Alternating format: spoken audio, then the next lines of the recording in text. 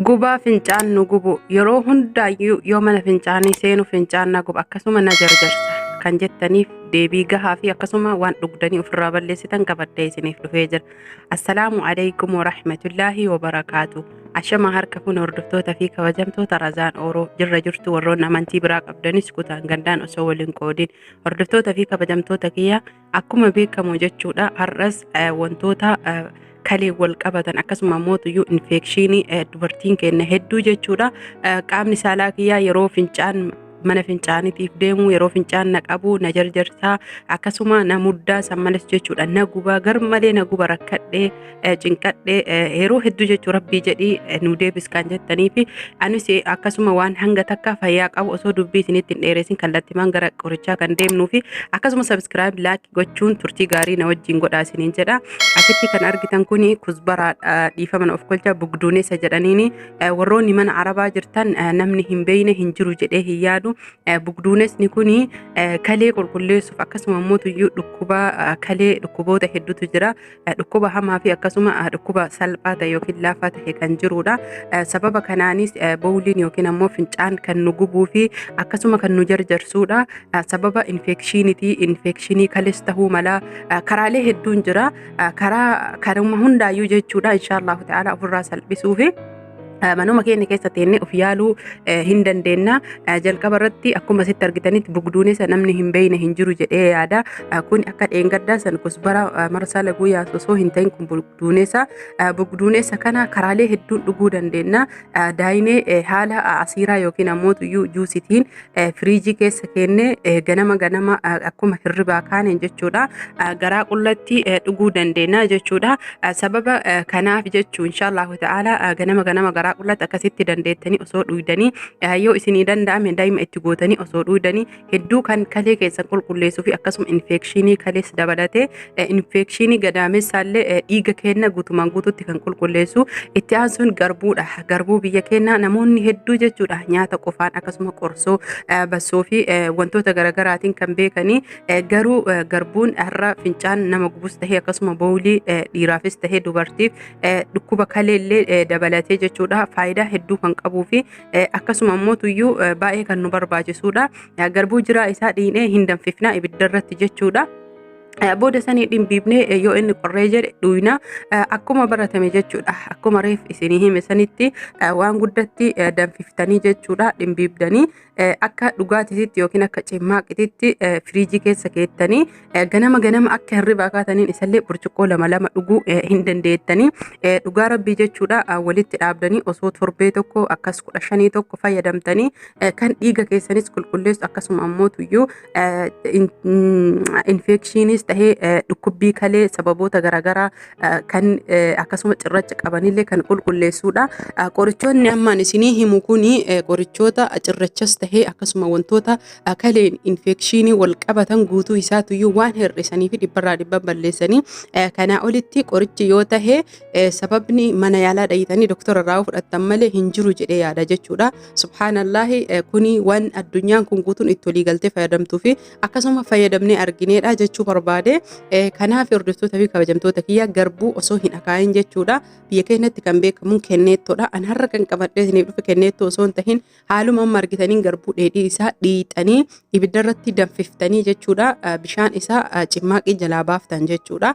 Booda sanii firiijii keettanii ganama burcuqqoo lama dhuguu qabdanii daa'imas yoo qabaattan obaasuu dandeettanii akka shaayitittis yoo isiniif danda'ame daa'ima wajjin dhuguu dandeettanii garuu garbuu kan akaawuu osoo hin tahin dheedhii isaa kan fayyadamtanidha. Itti aansuun aappiliidha. Shamarran keenya kan biyya arabaa jiran fincaan garmalee na gubaa bowlii yoo mana fincaanii seenu hedduu rakkadhee jettanii hundi keessanuu kawaan kana rabbii jedhi naan jettan garuu rabbii jedhi hin jedhina. Ani maaliif jennaaniin waan hedduu waan hojjedhuuf kana qofaa miti arguu hin danda'u. Akkuma sitti argitan aappilii qopheeffannaa yookiin ammoo tuyyuu aappilii kan qophaa'etu jira. Kal tuffaaha jettanii bichisiifattan araba keessan yookiin ammoo madaamii teessan akkasuma mana isiitiyyuu hin dhabamu kal tuffaahi jedhaa gaafadha. kal tuffaahii kana jechuudha yookiin ammoo tuyyuu qomxaattee tuffaaha irraa aappilii irraa kan dalagamutu jira. Mana keessanitti illee haala salphaan dalaguu hin dandeettanii koomentii jalatti waan biraa haasa'uu osoo hin tahin yoo na gaafattanii jettan fedhii rabbiitiin akkamitti kal tuffaaha kana yookiin ammoo tuyyuu cuunfaa aappilii kana mana keenyatti akka hojjetachuu dandeenyu isin garsiisuu danda'a jechuudha fedhii rabbiitiin. Itti aansinee jechuudha kal tuffaaha kana yookiin aappilii kana haaluma salphaa taheen rakkoon qabu bifa magariisaa tahuu diimaa tahuu aappilii haa tahu malee kalee keenya qulqulleessuufis tahee akkasuma infekshinii dhiiga keenya keessa jiru kan qulqulleessuuf hedduu nu gargaarudha. Wantoonni an amma isinitti himu kuni fincaan isin gubuufis tahee infekshinii garaagaraa isin keessa kan qulqulleessu aappilii kana yookiin ammoo kal tuffaaha kana bishaan burcuqqoo tokkootti maankaa tokko gootanii isallee burcuqqoo lama jechuudha. Aappilii dhuguu osoo hin tahin bishaan burcuqqoo lamaatti maankaa tokko gootanii ganama torbee tokkoof dhuydanii inshaallahu ta'ala kan isin dhiisuu fi guututti kan isin irraa citu rabbii kiyya hin abdadha. Anis waan argeef jechuudha. Kanaaf hordoftoota fi kabajamtoota kiyya itti aansuun jechuudha. Loomiidha. Wantoonni amma isinitti himu kun guutuun yeroo murtaa'e qaba. Keessattuu jechuudha aappilii fi loomii torbaanitti al sadi qofa fayyadamaa akkasuma dhiqaama keessan hir'isuuf warri garmalee qal'oo taatan kan isin huqqisuudha. Itti aansuun loomii qopheeffannaa. Loomiin akkuma beekamu jechuudha baakteeriyoota faangasii akkasuma ammoo tuyyuu infekshinii garaagaraa kan balleessitu yookiin ammoo tuyyuu gubduudha. Asitti akkuma argitanitti bishaan burcuqqoo tokko qopheeffattanii loomii muraa takka yookiin ammoo tuyyuu walakkaa loomii bishaan burcuqqoo tokkootti xiqqeessitanii cuuftan jechuudha. Cuunfaa loomii boodasanii bishaan burcuqqoo tokko ka loomii cuunfaa loomii qabu dhuydanii bishaan burcuqqoo tokko ammoo ka cuunfaa loomii hin qabne dhuydan jechuudha. Ganama hirribaa yoo kaatan yeroo hunda bishaan qabbanaa osoo hin tahin bishaan jiddu galeessa ta'e jechuun bishaan akkanumaan ala jiraatu burcuqqoo lama garaa qullatti dhuguu qabdanii itti aansitanii bishaan dhuguun isinirratti dirqama. Hordoftoota fi kabajamtoota Razaan amaanaa isiniin jedha dhugaa rabbii jechuudha. Shamarran keenya keessattuu kan mana arabaa dalaydan akka hirribaa kaataniin bishaan baay'isaa dhugaa yeroo hundaa bishaan sirriitti dhugaa. Kanaaf haala salphaa taheen bawulii isin gubus tahee akkasuma dhukkuba kalee hir'isuu fi ofirraayyuu dhibbarraa dhibba balleessuu hin dandeenya. Silaa viidiyoo isinitti dheeressuuf malee waa'ee kalee irraa sababa isaa akkamitti nutti dhufaa kan jedhu baay'ee kan dubbadhu. Garuu har'aa fi mallattoolee isaas silaa kan dubbadhu isin dheeressuun feene akkasuma wantoonni namoonni qorsa garaagaraa yookiin ammoo kiniinii garaagaraa ajaja doktoraatiinis tahee ajaja doktoraa malee nyaattan yookiin ammoo tuyyuu mana yaalaa irraayis argattanii akkasuma faarmaasii garaagaraa irraa bittanii fayyadamtan hir'isaa isiniin jedha jidduutti kutaa kan fayyadamtanii fakkeenyaaf kiniinii hedduutu jira kan nu ajajamu jidduu kutuun barbaachisaadha kaleemiidha. Kanaaf hordoftoota fi kabajamtoota kiyya ajaja kamiiniyyuu jechuudha qorsi kumuyyuu yookiin ammoo kiniiniin kumuyyuu kan doktorri nu ajajellee dhukkuba biraatiif kalee keenya rakkina garaagaraa irraan gaha. Kanaaf kalee keenya ofii keenyaa yaalu akkasuma ofii keenyaa yaadu isiniin jedha.